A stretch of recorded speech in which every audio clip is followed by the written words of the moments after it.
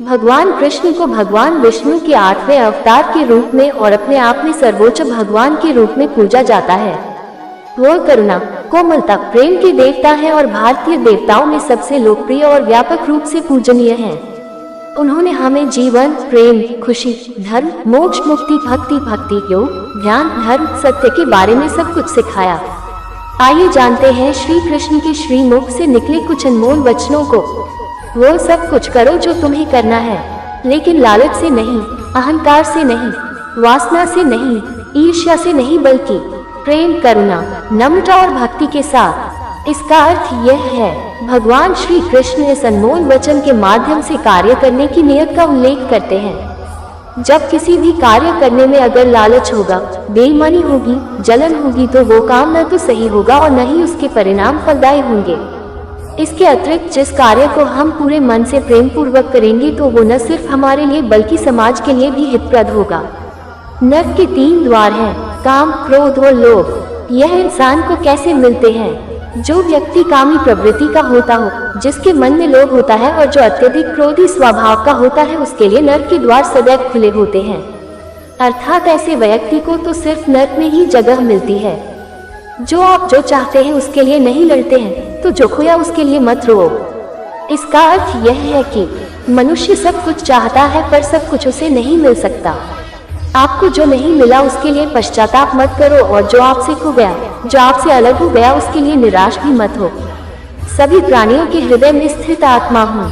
मैं सभी प्राणियों का आदि, मध्य और अंत भी हूँ। इसका अर्थ यह है कि हर व्यक्ति श्री कृष्ण से जुड़ा है और श्री कृष्ण हर व्यक्ति से जुड़े हैं। वही हमारे आदि, मध्य और अंत है। ठंड या गर्मी, सुख या दर्द का अनुभव करें। ये अनुभव क्षणभंगुर हैं, वे आते हैं और जाते हैं। उन्हें धैर्यपूर्वक सहन करें। इसका अर्थ यह है कि समय एक सा नहीं रहता। आज दैक है तो कल सुख भी आएंगे, और सुख के बाद दैक भी आना स्वाभाविक है। आपको पूरे धैर्य और श्री कृष्ण पर विश्वास के साथ अपना जीवन निर्वाह करना चाहिए। सत्य कभी नष्ट नहीं हो सकता। अच्छा करने से नहीं डरना चाहिए। इसका अर्थ यह है कि लोग अक्सर सच कहने से बचते हैं या डरते हैं, पर सत्य कभी छुप नहीं सकता और न ही कभी मिट सकता है। कितना भी छुपाने पर सच तो उजागर हो ही जाएगा। इसलिए जो बात सच पर आधारित हो उसे करने या कहने और मानने से कभी नहीं डरना चाहिए। इस शरीर का मोह मत करो। ये तो माटी है, माटी में मिल जाएगा। अमर तो आत्मा है जो परमात्मा में मिल जाएगी। इसका अर्थ यह है कि लोग अपने शरीर को सुंदर बनाने में लगे रहते हैं, पर आत्मा की सुंदरता शरीर की सुंदरता से कहीं ज्यादा महत्वपूर्ण है। शरीर तो नश्वर है, मिट्टी ही तो है, तो मिट्टी में ही मिल जाता है, पर आत्मा अमर है। इसलिए आत्मा की सुंदरता पर ध्यान दो। आत्मा की सुंदरता अपने को श्री कृष्ण में लीन करने में मिलती है।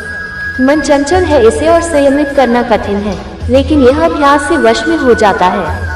इसका अर्थ यह है कि मन चंचल होता है, यह इधर उधर भागता है और किसी भी कार्य की एकाग्रता का दुश्मन है। लेकिन यदि यह व्यक्ति के वश में हो जाए तो इससे अच्छा कोई मित्र नहीं है। मन को एकाग्र करना जरूरी है, बस थोड़े से प्रयास और अभ्यास की जरूरत है। मेरे लिए न कोई घृणित है और न ही कोई प्रिय, न कोई निर्धन है और न ही कोई धनी। बस जो भक्ति भाव के साथ मुझे याद करते हैं, मैं उनका हूँ और वो मेरे। इसका अर्थ यह है कि श्री कृष्ण उन्हीं के हैं जो श्री कृष्ण के हैं। भगवान तो बस प्रेम, भक्ति के भूखे हैं। जो भी उनकी भक्ति में लीन होता है, जो भी प्रेम से उन्हें याद करता है, वो सदैव उसका कल्याण करते हैं।